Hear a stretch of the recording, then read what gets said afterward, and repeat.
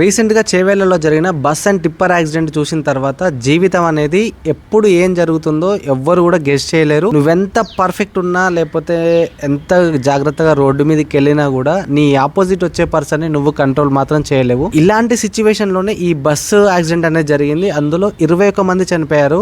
21 మంది అంటే అందులో పిల్లల నుంచి పెద్దల వరకు ఉన్నారు. అని ఇందులో ఇంకొకటి ఏంటంటే ఒకటే కుటుంబం నుంచి 3 అమ్మాయిలు చనిపోయారు. ఇదంతా చూసిన తర్వాత నాకైతే ఒక్క వీడియోను దీని మీద క్రియేట్ చేయాలనిపించింది. ఒకవేళ ఇలాంటి అనుకోకుండా జరిగే సిచ్యువేషన్స్ మన జీవితంలో వచ్చినప్పుడు మనకంటూ ఫైనాన్షియల్ గా ఇబ్బంది కాకుండా ఉండాలంటే ఖచ్చితంగా ఒక హెల్త్ ఇన్సూరెన్స్, టర్మ్ ఇన్సూరెన్స్ తీసుకోండి. ఈ సిచ్యువేషన్ లో ఒకవేళ మీరు బతికి బయటపడి హాస్పిటల్లో పడితే మీకు హెల్త్ ఇన్సూరెన్స్ యూజ్ అవుతుంది. ఒకవేళ అనుకోకుండా మీరు చనిపోతే మీ కుటుంబానికి టర్మ్ ఇన్సూరెన్స్ వచ్చే అమౌంట్ చాలా యూజ్ అవుతుంది. మీరు ఎక్స్పెక్ట్ చేయాలి. మీరే ఎర్నింగ్ పర్సన్ అయి ఉండి ప్రతి నెల మీరు సంపాదించే డబ్బులతోనే మీ ఫ్యామిలీ రన్ అవుతుందంటే మీరంటూ లేనప్పుడు మీ ఫ్యామిలీ అయితే రోడ్డు మీదకి వస్తుంది.